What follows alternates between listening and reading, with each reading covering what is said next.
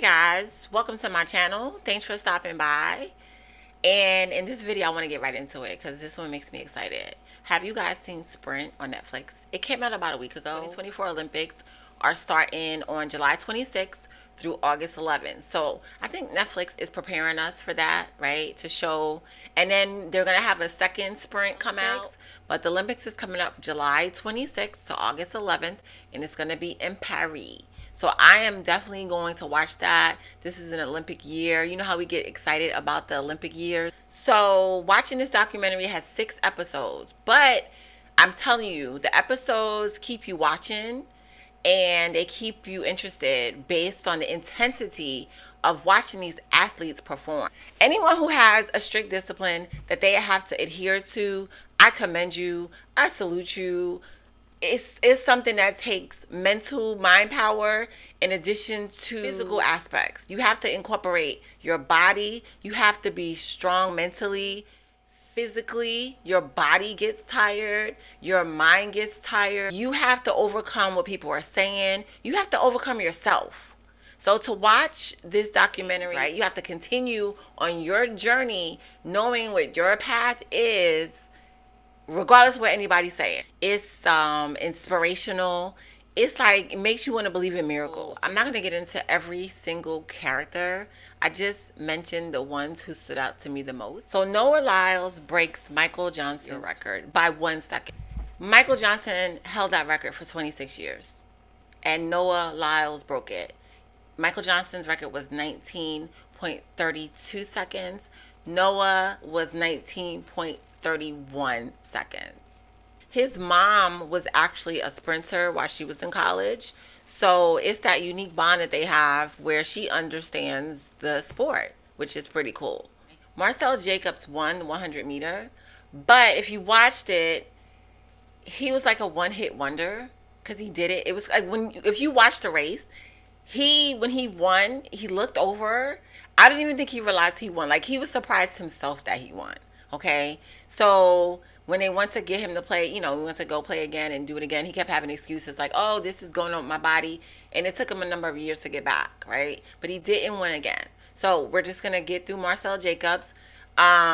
He's married, he has 2 kids, he's a little bit more laid back, right? He just seems like somebody who happened to win, and I respect him as an athlete. I just don't think that the pressure was something that he could bear. It's a lot of pressure being on top. You have to stay there. How hard is that to stay somewhere? And you have all these people looking at you, wanting you to represent their country. Just saying, I could imagine how hard that was for him. Usain Bolt currently holds the 100 meter world record at 9.58 seconds since 2009. For women, okay, it's FloJo. And no one has been able to beat FloJo's record, even in this series. The women running their butts off still cannot beat FloJo's record. Now, Sha'Carri Richardson, she's feisty. She is confident. She doesn't like to be pushed around. Like, when the reporters come at her and they say things, she snaps at the reporters, right? It's not like that kind of, professionalism, I guess you would say.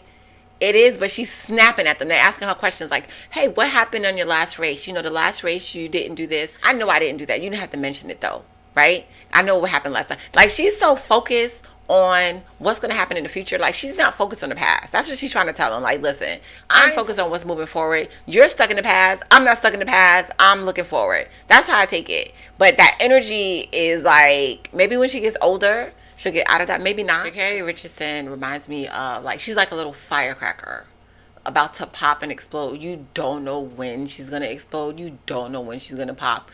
That's what she reminds me of, a firecracker. And Sha'Carri Richardson is really short. She's like 5'1". I mean, it's not like she's tall and she has long strides, right? She's 5'1". She's short. She's just fast. The 2 top sprint teams are going to be from Jamaica or the United States. It's like a rivalry. It's like the Yankees and the Red Sox. Okay, I grew up in New York. It's intense. It's so intense. That's how it is with these sprinters. Okay, when they're going against it with each other with the United States and Jamaica. I love watching when Sha'Carri Richardson beats Sharika Jackson. It happened on a couple occasions.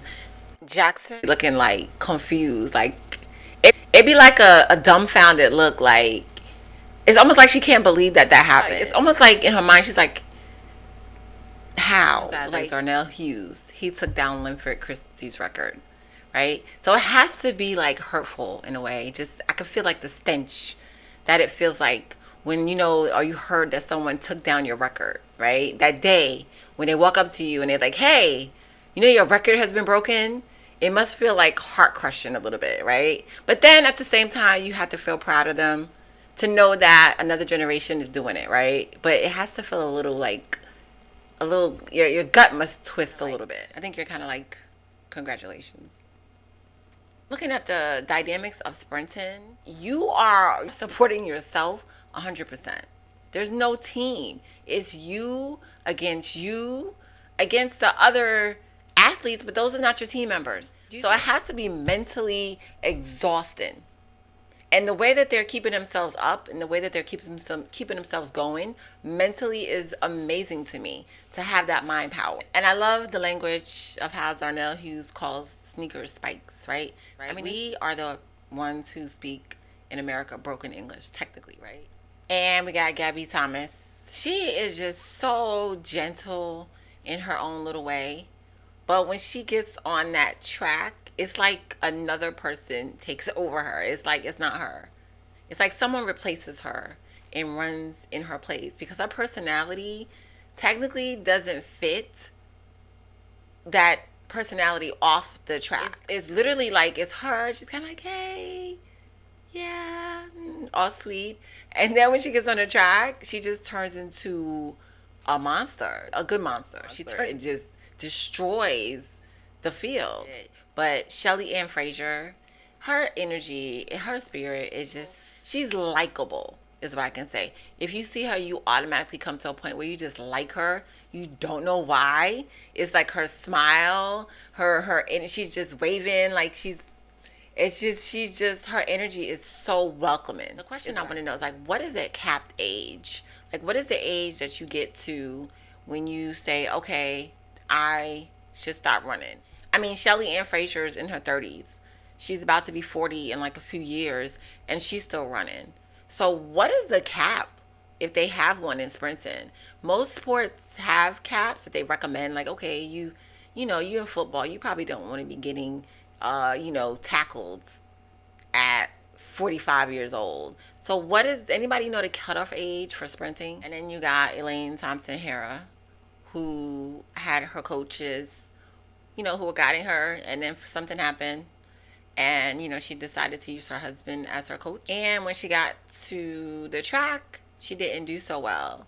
She's done well in the past, respectively.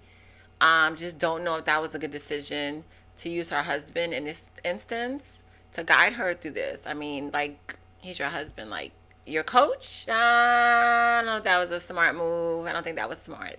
So, which sport in the Olympics coming up are you jumping on the bandwagon with? Which sport can you let me know about that I need to watch other than sprinting? I love ice skating. I love that part. I don't know who's in it. I just love watching how beautiful it looks to skate on the ice like that. But which sport are you interested in that you can put me on to that is good to watch? So guys, thanks for visiting my channel. Thanks for stopping by. Thanks for listening. Answer those few questions that I asked. If you know, that'd be great.